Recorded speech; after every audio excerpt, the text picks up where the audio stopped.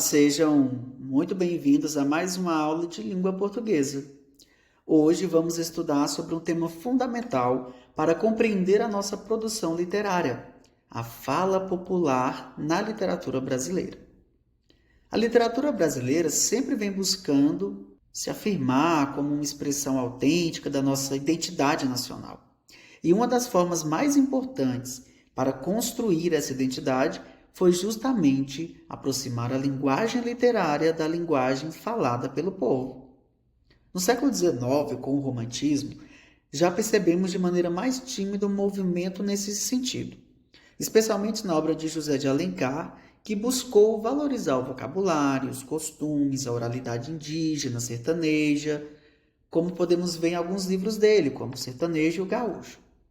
Só que foi no século XX, com o modernismo e o regionalismo, que essa valorização da fala popular ganhou força e se consolidou como um dos pilares da nossa literatura. Então, autores como Mário de Andrade, com Macunaíma, Guimarães Rosa, com Grande Sertão Veredas, incorporaram intensamente expressões populares, oralidade e regionalismos à sua escrita, promovendo uma ruptura com o modelo clássico europeu, mais formal e distante das realidades brasileiras. As principais características desse movimento são a aproximação da linguagem literária com a linguagem oral, a valorização do regionalismo e dos dialetos locais, o uso de expressões populares, gírias e modos de dizer típicos das diversas regiões do Brasil, a busca por uma estética mais autêntica, espontânea e menos artificial, a exploração da subjetividade e da visão de mundo dos grupos marginalizados. Esse movimento é essencial para a gente entender a riqueza e a diversidade da nossa literatura, que deixou de ser apenas uma imitação da tradição europeia e passou a expressar com força o quão plural é o nosso país. Agora, para ilustrar bem essa questão, vamos analisar um trecho de um texto de Graciliano Ramos, no livro São Bernardo, que buscou reproduzir a fala popular de maneira crítica e literariamente elaborada. Então, acompanhe a leitura do texto a seguir. Antes de iniciar este livro, imaginei construí-lo pela divisão do trabalho. Dirigi-me a alguns amigos e quase todos consentiram de boa vontade em contribuir para o desenvolvimento das letras nacionais. Padre Silvestre ficaria com a parte moral e as citações latinas. João Nogueira aceitou a pontuação, a ortografia e a sintaxe. Prometi ao Arquimedes a composição tipográfica. Para a composição literária, convidei Lúcio Gomes de Azevedo Gondim, redator e diretor do Cruzeiro. Eu traçarei o plano, introduziria na história rudimentos de agricultura e pecuária, faria as despesas e poria o meu nome na capa.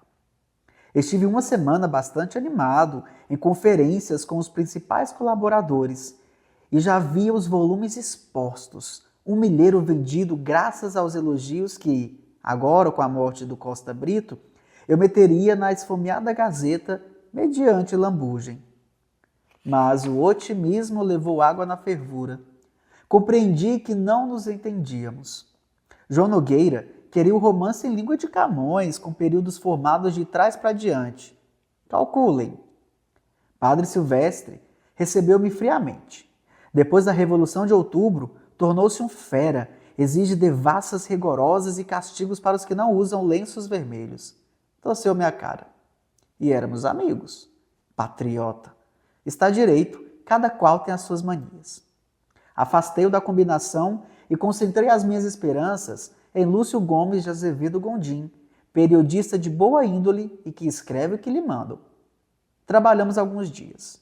À tardinha, Azevedo Gondim entregava a redação ao Arquimedes, trancava a gaveta onde guarda os níqueis e as pratas, tomava a bicicleta e, pedalando meia hora pela estrada de rodagem que ultimamente Casimiro Lopes andava a consertar, com 2 ou 3 homens, alcançava São Bernardo.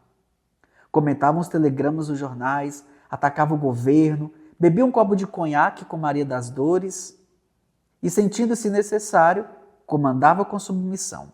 Vamos a isso. Íamos ao alpendre.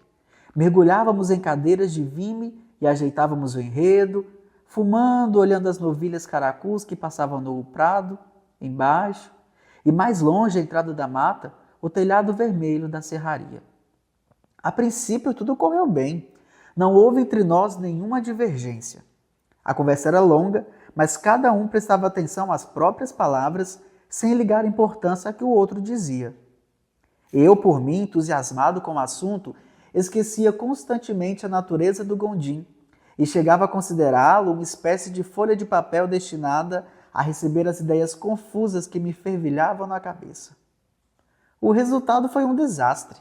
15 dias depois do nosso primeiro encontro, o redator do Cruzeiro apresentou-me 2 capítulos datilografados, tão cheios de besteiras que me zanguei. Vá pro inferno, Gondim! Você acanalhou o troço. Está pernóstico, está safado, está idiota. Ah lá, ninguém que fale dessa forma. Azevedo Gondim apagou o sorriso, engoliu em seco, apanhou os cacos da sua pequenina vaidade e replicou amuado que um artista não pode escrever como fala. Não pode? Perguntei com assombro. E por quê? Azevedo Gondim respondeu que não pode, porque não pode. Foi assim que sempre se fez. A literatura é a literatura, seu Paulo. A gente discute, briga, trata de negócios naturalmente, mas arranjar palavras com tinta é outra coisa. Se eu fosse escrever como falo, ninguém me lia. Levantei-me e encostei-me à balaustrada para ver de perto o touro limousino que Marciano conduzia ao estábulo. Uma cigarra começou a chiar. A velha Margarida veio vindo pelo paredão do açude, curvava em 2. Na torre da igreja uma coruja piou. Estremeci. Pensei em Madalena e em seguida enchi o cachimbo. É o diabo, Gondim. O mingau virou água. 3 tentativas falhadas no mês. Beba conhaque, Gondim. E aí, o que acharam desse texto? Vamos analisá-lo pensando na oralidade, na representação da fala. Veja o trecho. Vá para o inferno, Gondim. Você acanalhou o troço. Está pernóstico, está safado, está idiota. Há lá ninguém que fale dessa forma. Aqui vemos a crítica direta ao artificialismo da linguagem literária. O narrador-personagem reage indignado ao perceber que o texto que está sendo escrito não corresponde à maneira como as pessoas realmente falam. Graciliano expõe aqui um embate muito comum no meio literário, o da linguagem literária como um artifício distante da linguagem cotidiana. Um outro trecho relevante. Um artista não pode escrever como fala.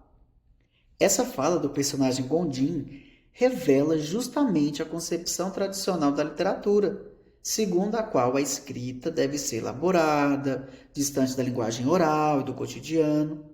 Mas o Graciliano, através dessa narrativa, acaba ironizando essa ideia, inclusive contestando. A pergunta que o narrador faz, não pode, por quê? Ela é retórica e carrega uma crítica à separação rígida entre a fala e a escrita.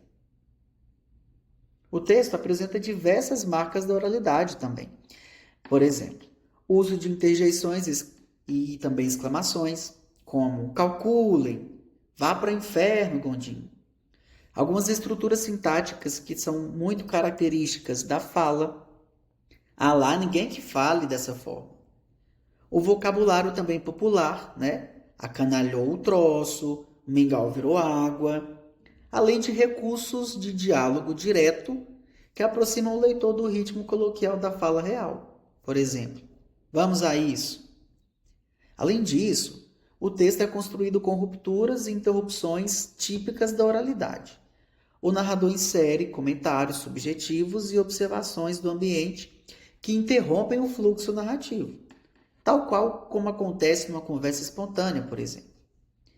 Levantei-me e encostei à balaustrada para ver de perto o touro luminoso que Marciano conduzia ao estábulo. Uma cigarra começou a chiar. Esse recurso aqui, desse exemplo, cria uma narrativa mais fluida, menos linear, mais próxima da vivência real. Ou seja, a fala popular nessa obra do Graciliano Ramos não é um recurso folclórico ou superficial, mas sim uma estratégia consciente e crítica de construção do texto. Com essa crítica, a partir dessa análise, nós percebemos que a fala popular é uma das marcas mais importantes da literatura brasileira moderna e contemporânea. Ela não apenas aproxima o texto do leitor, mas também amplia os horizontes da expressão literária. E assim ela confere à nossa literatura um caráter único e profundamente ligado à identidade nacional. Graciliano Ramos, assim como outros grandes escritores, nos mostra que escrever bem não é apenas dominar as regras da gramática formal, mas também saber ouvir, recriar, com rigor e sensibilidade, a linguagem viva do povo. Muito obrigado por acompanhar essa aula, um abraço e até a próxima!